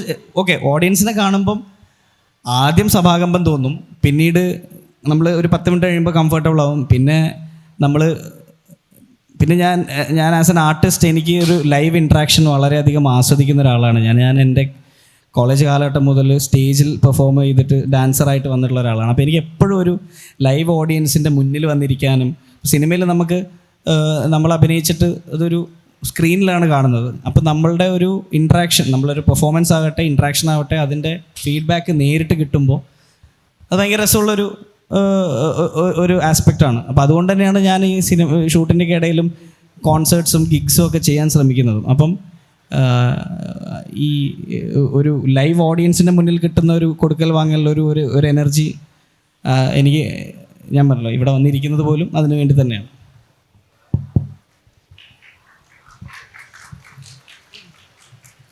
Hi, hello Basil. Hi Basil. Family man അല്ലേ? ഞാൻ ഒരുപാട് സീരീസ് കണ്ടിട്ടുണ്ട്, പക്ഷേ അത് ഭയങ്കരമായിട്ട് ലൈക്ക് റിലേറ്റ് ചെയ്യാൻ പറ്റിയെന്നല്ല. എനിക്ക് ചോദിക്കാനുള്ളത്, അതിലെ സൗണ്ട് ട്രാക്സ് ഇല്ലേ, അതിൽ നിങ്ങൾ വർക്ക് ചെയ്യുമ്പം ലൈക്ക് മനോജ് ബാജ്പേയി സാറെ കൂടെയോ അല്ലെങ്കിൽ പ്രിയാമണി ചേച്ചിൻ്റെ കൂടെയോ അങ്ങനെ നിങ്ങൾക്ക് ആ സൗണ്ട് ട്രാക്സ് ആണ് ഞാൻ ചോദിക്കുന്നത്. ലൈക്ക് എങ്ങനെ ഇപ്പോൾ ചോദിക്കുക, അതിൽ നിങ്ങൾ എന്തെങ്കിലും ലൈക്ക് നിങ്ങളുടെ ഒരു കഴിവോ അല്ലെങ്കിൽ ടാലൻറ്റോ അതിൽ യൂസ് ചെയ്തിട്ടുണ്ടോ എന്നുള്ളൊരു. അതിൻ്റെ ബാക്ക്ഗ്രൗണ്ട് സ്കോറിനെ പറ്റിയാണോ ചോദിക്കുന്നത്? അത് അതിൻ്റെ പേരുകൾ എനിക്കറിയില്ല, ബട്ട് അത് ശ്രദ്ധിച്ചിട്ടുണ്ട് സീരീസ് കാണുമ്പം ചില ഇല്ല. അതിനകത്ത് മ്യൂസിക് കപ്പാസിറ്റിയിൽ ഞാൻ വർക്ക് ചെയ്തിട്ടില്ല. അതിനകത്ത് ആസ് എൻ ആക്ടർ മാത്രമേ. ആക്ച്വലി ഞാൻ, ഇഫ് യു ആസ്ക് മീ, അതിനകത്ത് ഒരു ക്രൂഷ്യൽ എപ്പിസോഡിൽ ഈ എൻ്റെ മൂസ റഹ്മാൻ എന്ന് പറഞ്ഞ ക്യാരക്ടറിന് ഒരാളെ കൊല്ലുന്ന ഒരു റിവീലിൽ അവർക്കൊരു അതായത് ടൈറ്റിൽ ക്രെഡിറ്റ്സ് റോൾ ചെയ്യുമ്പോൾ ഒരു മലയാളം സോങ് വേണം എന്ന് എൻ്റെ അടുത്ത് രാജൻ ടി കെ പറഞ്ഞു. അത് പിക്ക് ചെയ്ത് കൊടുത്തത് ഞാനാണ്. തൈക്കൂടത്തിൻ്റെ നവരസയായിരുന്നോ, തൈക്കൂടത്തിൻ്റെ ഒരു പാട്ട്, അതായത് ഞാൻ നടന്നു പോകുമ്പോൾ ഞാൻ തന്നെ BGM ഇടാന്ന് പറഞ്ഞ പോലെ എനിക്ക് അങ്ങനെ ഒരു ലക്കിലി എനിക്ക് അങ്ങനെ ഒരു സിറ്റുവേഷൻ കിട്ടി. പുള്ളി വെച്ച് ഞങ്ങൾക്കിവിടെ ഒരു റോക്ക് സോങ്, ഒരു ഗ്രൂസമായിട്ടുള്ള ഒരു സൗത്ത് റോക്ക് സോങ്, ഗ്രൂസം അല്ല, വാക്ക് എനിക്ക് ഓർമ്മ കിട്ടുന്നില്ല, ഒരു ഇൻറ്റിമിഡേറ്റിംഗ് ആയിട്ടുള്ള ഒരു റോക്ക് സോങ് മലയാള ഭാഷയിലുള്ള ഒരു പാട്ട് വേണമെന്ന് പറഞ്ഞപ്പം ഞാൻ അവർക്ക് 2 ഓപ്ഷൻസ് അയച്ചു കൊടുത്ത്. അപ്പം അതിൻ്റെ റൈറ്റ്സ് അവർക്ക് ഈ സിങ്ക് റൈറ്റ്സ് മേടിക്കാൻ വേണ്ടിയിട്ട് തൈക്കൂടത്തിനെ കണക്ട് ചെയ്ത് കൊടുത്തൊക്കെ ഞാനായിരുന്നു. അങ്ങനെ ചെറിയ രീതിയിൽ അതിൻ്റെ ഒരു, അല്ലാതെ മറ്റേ ഒറിജിനൽ ബാക്ക്ഗ്രൗണ്ട് സ്കോറിൽ നമുക്ക് യാതൊരു ഇൻവോൾവ്മെൻ്റ് ഉണ്ടായിട്ടില്ല. നമുക്കിനി ഏതാണ്ട് ഒരു 8 മിനിറ്റിൻ്റെ അടുത്തുണ്ട്. നീരജ്, 2-3 ചോദ്യങ്ങൾ കൂടി. ഇവിടെ ഒരു സംശയം, കുറെ കാലമായിട്ട് വല്ലാത്തൊരു ചോദ്യമാണോ ചോദിക്കാൻ പോകുന്നത്? ഒരു ചോദ്യം കുറെ കാലമായിട്ടുള്ള സംശയമാണ്. ഈ റാപ്പേഴ്സ് എല്ലാം തൊപ്പി തിരിച്ചു വെക്കുള്ളൂ നിർബന്ധമുണ്ടോ? അങ്ങനെ ഒരിക്കലും ഇല്ല. അങ്ങനെ വെച്ച റാപ്പർ ആവുകയില്ല. എനിക്ക് ആക്ച്വലി തൊപ്പി തിരിച്ചു വെക്കാനല്ല ഇഷ്ടം, എനിക്ക് ഇങ്ങനെ വെക്കാനാണ് ഇഷ്ടം. പക്ഷേ ഇത് ലൈറ്റ് അടിച്ച് എൻ്റെ മുഖം ആൾക്കാർ കാണാതിരിക്കുന്നത് കൊണ്ട് ഞാൻ ഇങ്ങനെ വെച്ചതാണ്. ഏതാ പൊളിറ്റിക്കൽ സ്റ്റേറ്റ്മെന്റ് അങ്ങനെയാണെങ്കിൽ ഈ പറയുന്ന പോലെ നമ്മൾ ധരിക്കുന്ന വസ്ത്രവും ഒക്കെ പൊളിറ്റിക്കൽ സ്റ്റേറ്റ്മെന്റ് ആകുന്ന സാഹചര്യങ്ങളുണ്ട്. പക്ഷേ ഇത് ഇൻറ്റൻഷണൽ അല്ല. എനിക്ക് ഫാഷനോട് ഒരു ഫാഷൻ എൻതൂസിയാസ്റ്റാണ് ഞാൻ. അപ്പം ഐ ലൈക്ക് ടു ഡ്രസ്സപ്പ്. അപ്പം തൊപ്പി ഞാൻ മോസ്റ്റ്ലി തിരിച്ചല്ല വെക്കാറ്. കാരണം നമുക്ക് അതിനകത്ത് അത്ര വലിയ ഗാഢമായ ചിന്ത ഇല്ല. തൊപ്പി തിരിച്ചിട്ടു അത്രേ ഉള്ളൂ. വല്ലാത്തൊരു കഥ ഇതിലില്ല. പക്ഷെ എനിക്ക് ഇഷ്ടപ്പെട്ടു ആ ചോദ്യം. Hello next question. ഇനി ആർക്കെങ്കിലും? ഞാൻ ഭയങ്കരമായിട്ട് അഡ്മയർ ചെയ്യുന്ന ഒരു മാധ്യമ പ്രവർത്തകനാണ്. അദ്ദേഹത്തിൻ്റെ പിന്നെ the kind of research that he puts in to his sessions, meticulous ആയി ഇത്രയും പറഞ്ഞാൽ ചില കാര്യങ്ങളെ പറ്റിയിട്ട് ബ്രീഫായിട്ട് അണ്ടർസ്റ്റാൻഡിങ് ഉണ്ടാവാൻ ഞാൻ ഇദ്ദേഹത്തിൻ്റെ വീഡിയോസ് എടുത്ത് കാണാറുണ്ട്. അതായത് ഇതിപ്പോൾ എവിടെ പോയി തപ്പിയ ഗൂഗിളിൽ ഭയങ്കര നീട്ടി വലിച്ചായിരിക്കും എഴുതുന്നത്. അടിപൊളി. നമുക്ക് ഒരിക്കൽ കൊളാബറേറ്റ് ചെയ്യണം. യെസ്, നമുക്ക് ഇനി ലാസ്റ്റ് ഒരു 5 minutes ഉണ്ട്. ഓഡിയൻസ് എന്തെങ്കിലും പാട്ട് എന്തെങ്കിലും ആവശ്യപ്പെടണമെങ്കിൽ ആവശ്യപ്പെടാം. എല്ലാ കാര്യത്തിലും ഇപ്പോൾ വിമർശനങ്ങൾ ഉണ്ടാവും, ഇപ്പോൾ എന്ത് കാര്യമാണെങ്കിലും. അപ്പോൾ റാപ്പിംഗ് മേഖലയിൽ ഇപ്പോൾ സാറെന്നെ പറഞ്ഞു പലർക്കും ദഹിക്കൂലാന്ന്. ലൈക്ക് ഓരോ ജനറേഷൻ, ഇപ്പോൾ ജെൻസി, ബീറ്റ, ആൽഫ, അങ്ങനെ പല ജനറേഷൻ ആകുമ്പോൾ അവർക്ക് ആക്സെപ്റ്റ് ചെയ്യാൻ കഴിയണമെന്നില്ല. അപ്പോൾ ആ വിമർശനങ്ങളോടുള്ള ഒരു നിലപാടുണ്ടാവില്ലേ, അതുപോലെ അടുത്ത റാപ്പിനത് മോട്ടീവായിട്ട് എടുക്കാറുണ്ടോ? അല്ലെങ്കിൽ ആ ഒരു നിലപാട് എങ്ങനെയാണ്? അതായത് ആളുകൾ വിമർശിക്കുമ്പോൾ അത് സാർ എങ്ങനെ എടുക്കാറ് എന്നുള്ളതാണ് ക്വസ്റ്റ്യൻ. തീർച്ചയായിട്ടും. First of all I like you brides. Artist ആണോ? അല്ല. ഓക്കെ. വിമർശനങ്ങൾ ഇതിനകത്ത് ഉള്ള ഏറ്റവും വലിയ കോമഡി എന്താണെന്ന് വെച്ചാൽ, ഈ റാപ്പിനെ പറ്റി, മലയാളം റാപ്പിനെ പറ്റി ക്രിട്ടിസൈസ് ചെയ്യുന്ന എല്ലാവരും വളരെ ഹാഫ് നോളജ് ഉള്ള ആളുകളാണ്. എത്ര പേര്, അതായത് ഈവൻ ഇൻ്റർനാഷണൽ മ്യൂസിക് കേൾക്കുന്നവർ പോലും, മലയാളം റാപ്പ് പുതിയൊരു പരിപാടിയല്ലേ, ഞാൻ നേരത്തെ പറഞ്ഞല്ലോ, അവിടെ നിന്ന് ഗാങ്സ്റ്റർ റാപ്പ് ഇവിടെ പാടിയിട്ട് കാര്യമില്ല. നമ്മുടെ ഒരു കൾച്ചറൽ ഇൻറ്റഗ്രേഷൻ അവിടെ സംഭവിക്കണം. ഇവിടെ നമ്മൾ അമേരിക്കൻസിനെ അതേപോലെ അഡാപ്റ്റ് ചെയ്തിട്ട് ആൾക്കാർ കേൾക്കുന്നില്ല എന്ന് പറഞ്ഞിട്ട് കാര്യമില്ല. എന്തിനാണ് ഇവിടുത്തെ ആൾക്കാർ അത് കേൾക്കേണ്ട ആവശ്യം? അവർക്കും കൂടെ മനസ്സിലാവുന്ന കഥകൾ നമ്മൾ പറയണം. അപ്പം ഇൻ്റർനാഷണലി നോക്കിക്കഴിഞ്ഞാൽ റാപ്പിനൊരു 10-50 വർഷത്തിന് മുകളിലുള്ള ലെഗസി ഉണ്ട്. മലയാള റാപ്പിനൊരു 4-5 വർഷത്തെ ലെഗസിയേ ഉള്ളൂ. It's still an evolving.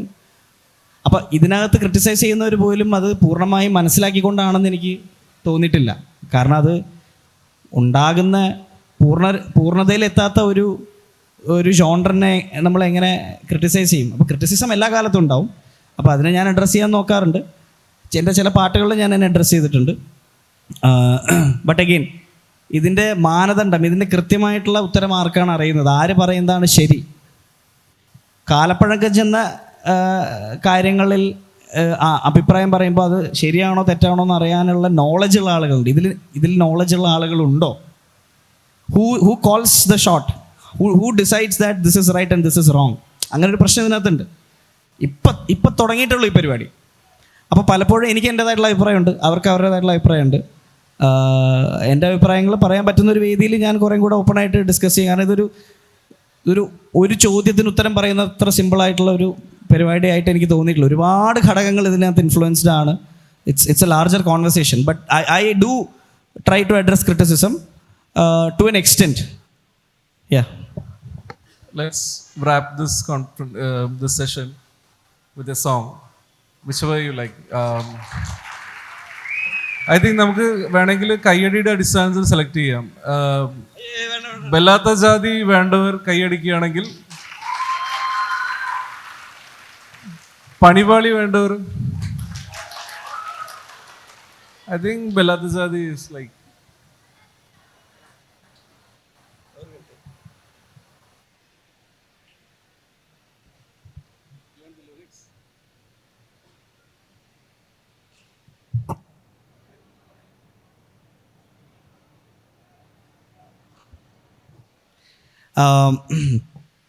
Firstly ഈ റാപ്പ് ബീറ്റില്ലാതെ പാടിക്കഴിഞ്ഞ് കഴിഞ്ഞാൽ വലിയ രസം ഉണ്ടാവില്ല. അത് ഓൾറെഡി അങ്ങനെ ചെയ്തിട്ട് പണി കിട്ടിയിട്ടുള്ള ഒരാളാണ് ഞാൻ. അപ്പോൾ അതുകൊണ്ട് ഞാൻ എൻ്റെ കോൺസേർട്ടുകളിലല്ലാതെ പാടില്ല എന്നുള്ളൊരു തീരുമാനം എടുത്തിട്ടുണ്ട്. അപ്പം അതുകൊണ്ട് തന്നെ കമേഴ്ഷ്യൽ സോങ്ങുകളൊന്നും പാടാനായിട്ട് ഞാൻ ശ്രമിക്കുന്നില്ല. പക്ഷേ ഈ ഒരു കോണ്ടെക്സ്റ്റിൽ ഞാൻ നേരത്തെ ഇദ്ദേഹം ചോദിച്ച പോലെ നല്ല എഴുത്തുള്ള പാട്ടുകൾ എന്തുകൊണ്ട് ഉണ്ടാവുന്നില്ല എന്ന് ചോദിച്ചു കഴിഞ്ഞാൽ, എൻ്റെ പരിമിതിയിൽ നിന്നുകൊണ്ട് ഞാൻ ഏറ്റവും ശ്രമിച്ച് എഴുതിയിട്ടുള്ളൊരു പാട്ടുണ്ട്. ജംഗിൾ സ്പീക്സ് എന്ന് പറഞ്ഞതിനകത്ത് ഉള്ള ഒരു ചിത്രഗുപ്തൻ എന്ന് പറയുന്നൊരു പാട്ടാണ്.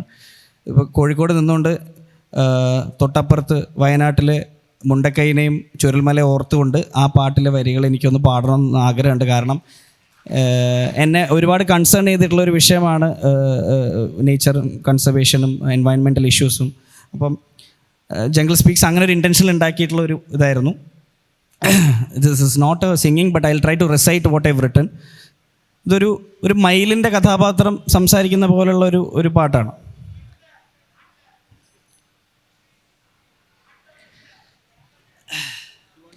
Yeah, I'll stand here.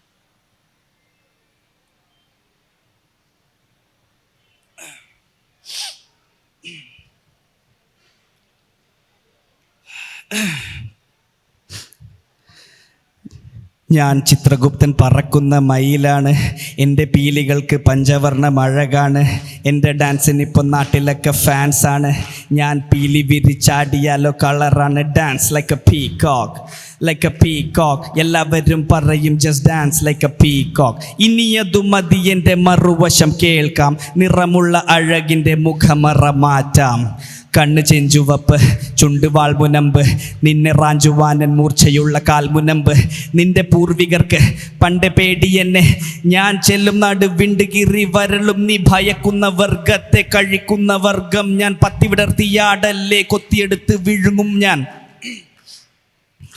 അക്കാണും മലയുടെ കീഴേ കാടുകൾ നീളെ കുന്നുകൾ മേലെ, ഇപ്പോൾ അത് മുട്ടക്കുന്നായി പോടുകൾ നിറയെ ക്വാറികളരികെ, അതിനുള്ളിൽ കരിമരുന്നു പല ഒരു നിറഞ്ഞു വെടി ചിതറി മിന്നി മഴ കഥ പറഞ്ഞു കര കവിഞ്ഞൊഴുകി പുഴ നിറഞ്ഞൊഴുകി നിൻ വഴിമുടങ്ങി ആ പ്രളയം, എങ്ങും പ്രളയം, പാറ പൊടിഞ്ഞു കാട് കരിഞ്ഞു മണ്ണു കുഴിഞ്ഞു വീട് വളർന്നു, ഇടിമഴ പെയ്തു കുത്തിയൊലിച്ചു റോഡ് കവിഞ്ഞു വീട് പൊലിഞ്ഞു, ഇന്നു കണ്ടു പ്രളയം, നിങ്ങൾ തേടിയ ഭയം, ഇനി വേനൽ വരും സമയം, ഇനി വെള്ളം തേടിയ അലയും, നീ ഓർത്തു വെച്ചോ ഞാൻ പീൽ നിവർത്തിയാൽ എപ്പോഴും അത് ഇണ ചേരാനല്ല, പോർവിളിയാണത് കാഹളമാണത് കൊത്തിക്കീറും സൂചനയാണത്, നിന്നെ തേടി വരും ഞാൻ ഒരു നാൾ, അന്നവിടുത്തെ കിണറുകൾ വറ്റും പുഴകൾ മെലിയും പച്ചയുണങ്ങും പാമ്പുകളെങ്ങും തേളുകൾ പൊങ്ങും, എല്ലാം നിന്റെ ചെയ്തികളെല്ലാം എല്ലാം നിന്റെ രീതികൾ വെറുതെ, എൻ്റെ തലക്കിനി പഴിചാരല്ലേ നിന്റെ വിനക്കിനി ഞാനാളല്ലേ, ഭൂതകാലം കനിഞ്ഞു തന്നൊരു നല്ല ദിനത്തിന് ഓർമ്മ പുതുക്കാൻ നിന്റെ പുസ്തകത്താളിനകത്തെ മയിൽപീലി നീ എടുത്തു വെച്ചോ, എൻ്റെ നീണ്ടവാലിനറ്റത്തെ ഇരാണത് ഓർത്തു വെച്ചോ, ഇപ്പോൾ വേണേൽ തലയിൽ ചൂടി ഒടുക്കത്തെ ഒരു ഡാൻസ് കളിച്ചോ.